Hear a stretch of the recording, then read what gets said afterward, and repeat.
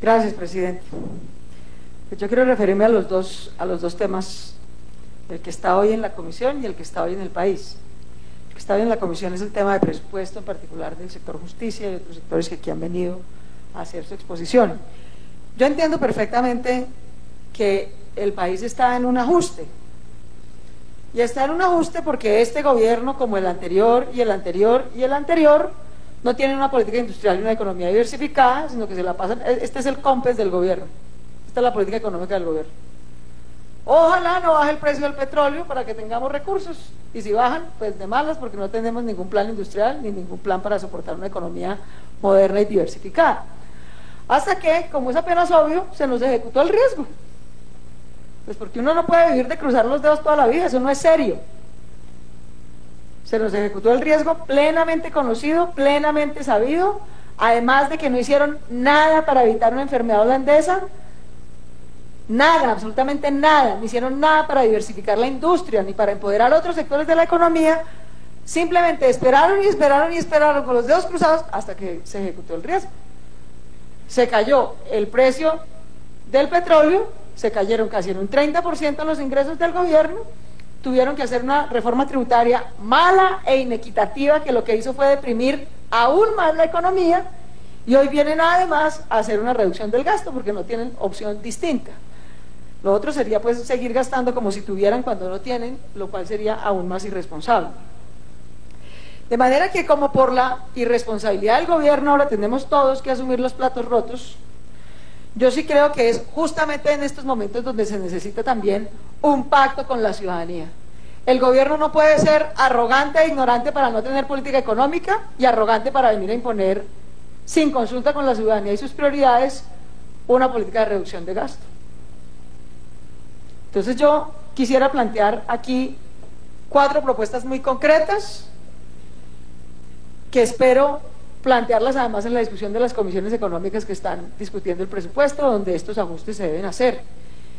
Entiendo perfectamente que ahí no todos los sectores van a poder subir, algunos pueden subir, algunos se deben mantener, otros necesariamente deben bajar, dadas las circunstancias y pues el fracaso de la política económica del gobierno. Pero me parece que no hay ninguna justificación, y esa es la propuesta que quiero hacer. Aquí hemos hecho ¿cuántos debates? Ayer estuvimos en un debate sobre el fiasco de la política de sustitución de cultivos ilícitos. Y nos dijeron que claro, que por supuesto van a mejorar, que ahora sí van a hacer un desarrollo alternativo, que ahora sí van a hacer vías terciarias, que ahora sí le van a titular tierra a los campesinos, pero eso no se hace con sonrisas, eso se hace con inversión. Y si esa inversión baja o no se asegura, pues este país va a seguir, además de inundado de corrupción, inundado de coca. Y esas dos cosas inviabilizan el futuro de Colombia. De manera que ese es un sector que no puede afectarse. Hemos hecho decenas literalmente, de debates sobre la violencia contra las mujeres, la violencia contra los niños, la inoperancia e inexistencia de la justicia en casi la mitad del país. Yo celebro que no le reduzcan todos los recursos a Fiscalía y Rama Judicial, pero al Ministerio de Justicia y del Derecho sí le hacen una rebaja importante. Y entonces, ¿con qué va a hacer el ministro de Justicia caso a las recomendaciones que le ha hecho toda la bancada de mujeres del Congreso, todas las organizaciones de mujeres de este país, de que se fortalezcan las comisarías de familia? Aquí no pueden seguir abusando de niños y mujeres impunamente, las golpean, los violan, los agreden, y no hay un bendito comisario de familia, un juez, un inspector de policía, alguien que pueda proteger a los colombianos más vulnerables en la mitad de Colombia. Esa es una prioridad y por lo tanto no se pueden debilitar los recursos del Ministerio de Justicia y del Derecho. Al contrario, necesitamos aquí el compromiso del señor ministro de que sí se va a hacer cargo de la extensión de inspectores de policía y de comisarios de familia en este país, para que a las mujeres y a los niños no los sigan violando y abusando impunemente en este país. Porque si no es para eso la plata, sino para burocracia, entonces no se la damos. Pero si es para eso, a mí sí me parece que esta comisión y este Congreso tiene que ser consecuente con los debates y propuestas que aquí hemos hecho. Yo entiendo que el presupuesto de educación, de ciencia y tecnología, de deporte y cultura no pueda subir en las actuales condiciones. Pero esas son, exceptuando educación, deporte y cultura, ciencia y tecnología, son nada, no son ni el 1% del PIB ni del total del presupuesto. No es admisible que se bajen. Otra vez nada que entienden ustedes en el gobierno, que si queremos impulsar esta economía, si queremos diversificarla, no podemos desinvertir en el capital humano de Colombia, no podemos desinvertir en innovación.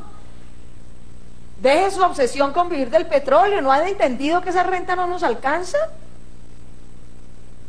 Es justo en este momento cuando no podemos desinvertir en formación de capital humano para Colombia, en educación, en ciencia y tecnología, porque entonces ¿cómo vamos a tener la mano de obra y la diversificación económica que se necesita para no seguir dependiendo del petróleo neciamente?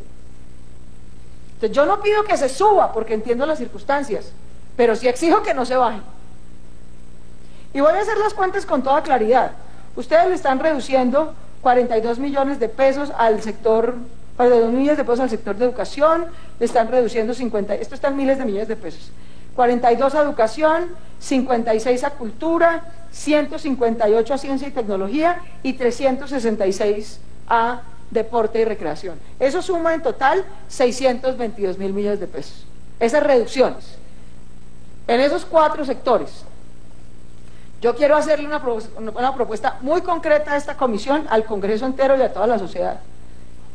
Y es que en vez de hacer esas reducciones, reduzcan en 152.000 millones de pesos que traen aquí incrementando a Presidencia de la República. ¿Para qué quieren esa plata en Presidencia de la República? ¿Para que se la siga gastando con market medios en publicidad? ¿A ustedes no les da vergüenza que en la mitad de un escándalo en el que se ha comprobado que el presidente se financió con plata ilegal de Odebrecht, que gasta manos llenas en publicidad, enriqueciendo a su ex jefe de campaña, y ustedes tienen la cara de venir a pedirle a los colombianos que no inviertan en educación y en ciencia y tecnología, pero que le den más plata al presidente para su publicidad y su gloria? ¡Vergüenza! Debía darle siquiera proponer eso, por favor. De manera que esos 152.000 millones de pesos que le están dando de más a Presidencia no deberían dárselos. Con eso se financia parte de lo que le están quitando a educación, ciencia y tecnología, cultura y deporte. Quedarían faltando, aun si se hace ese ajuste no sería suficiente, quedarían faltando otros 470 millones de pesos. Mi propuesta es muy concreta: sacar 235, insisto, esto está en miles de millones de pesos, de defensa y policía, lo cual es simplemente un ajuste del 10% del total de lo que le están aumentando. Es el sector que más crece. Aún así, ese sector seguiría creciendo en un 7% en el presupuesto de este año, cosa con la que yo estoy de acuerdo, porque no le podemos pedir, como le pedimos ayer al Ministerio de Defensa, a la Policía y a la Fuerza Pública, que restablezcan la seguridad en este país, que combatan el crimen, que erradiquen la coca y luego no darles el presupuesto suficiente. Pero insisto, si hiciéramos ese ajuste en vez de 8.2, crecería el sector de defensa en 7%. Ahí le estamos pidiendo resultados, pero también le estamos dando las herramientas. Y los otros 235 creo deberían salir del sector trabajo, que es el segundo que más crece según lo proponen ustedes. Proponen que crezca este año 7.5% en el presupuesto. Si hiciéramos ese ajuste, crecería un poquito menos del 7%, en todo caso crecería. En conclusión, si hacemos ese ajuste muy modesto en defensa, en trabajo y en Presidencia de la República, logramos que no se reduzca el presupuesto ni en educación, ni en ciencia y tecnología, ni en cultura y deporte. Si aquí vamos a dar, como debemos dar, un debate público y de sociedad, de quién asume con mayor rigor el costo fiscal, que lo asuma la Presidencia de la República, que está corrompida hasta el cogote con Odebrecht y tiene el descaro de venir a pedirnos que le subamos el presupuesto. Ni un centavo para un presidente que se eligió con corrupción, ni un centavo más para una presidencia que se gasta miles de millones de pesos en publicidad para vanagloriarse de lo que no ha hecho. Ni un centavo. Y menos si es a costillas de la educación de nuestros niños, de la ciencia y tecnología y del deporte. Eso sí, sectores que nos dan gloria y respetabilidad y futuro, no vergüenza, como la Presidencia de la República. De manera que quiero dejar esas 4 propuestas muy concretas, señor presidente, doctor Zerpa y apreciados colegas. Espero que la podamos avalar en esta comisión y también en la plenaria. Medicina legal, por eso hice la pregunta. Medicina legal viene aquí y dice, bueno, yo agradezco que no me hayan disminuido el presupuesto de funcionamiento de 35.000 millones de pesos, pero necesito 63.000.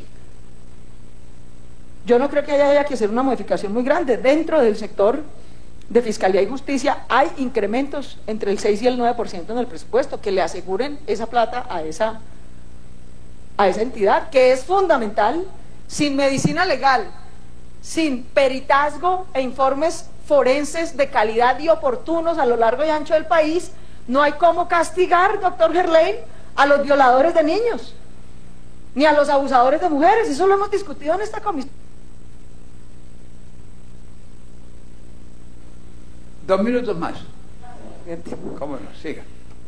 Eso no implicaría ningún traslado presupuestal, sino que dentro de ese sector le aseguren esa asignación, por esa razón, porque es que uno no le puede pedir aquí a las entidades que rindan unos resultados y a continuación quitarles las herramientas para que lo puedan hacer.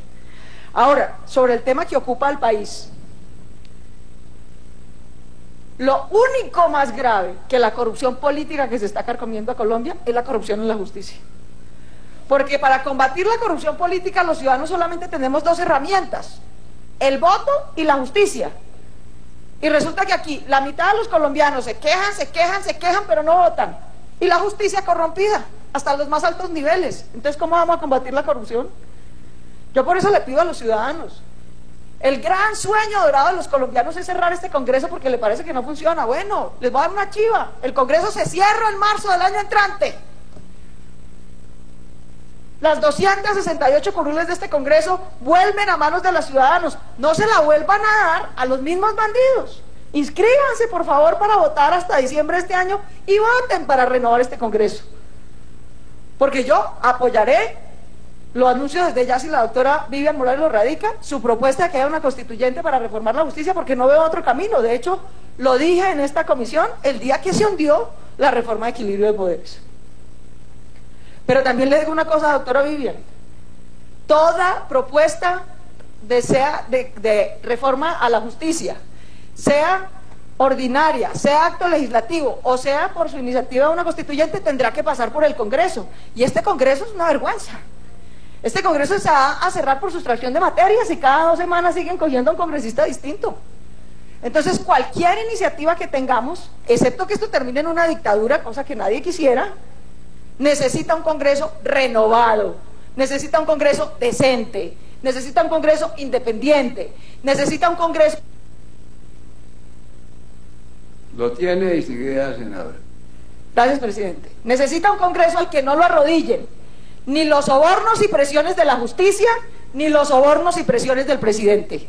Y ese no es este Congreso, me da mucha pena. En su inmensa mayoría, y yo sé que aquí hay gente muy valiosa, pero en su inmensa mayoría no hay gente así.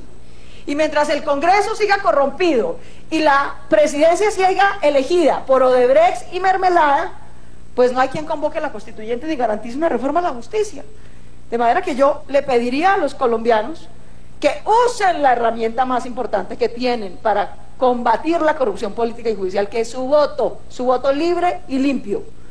Que renueven este Congreso y que este Congreso, renovado por la ciudadanía, sea el que pueda o tramitar una reforma a la justicia seria o convocar una constituyente que realice ese tema. Y si las cosas van como van, doctor Zerpa y doctora Vivian, no solamente le va a tocar hacer a esa constituyente la reforma a la justicia, sino la reforma política, que tampoco va a pasar. Porque cuando la paz consistió no en que las FARC se desarmen, sino en que los políticos se autorreformen, no quieren. Entonces, de repente, el temario de esa eventual constituyente va a tener que ser un poquito más grande. Gracias, presidente. Mil gracias, doctora Paloma.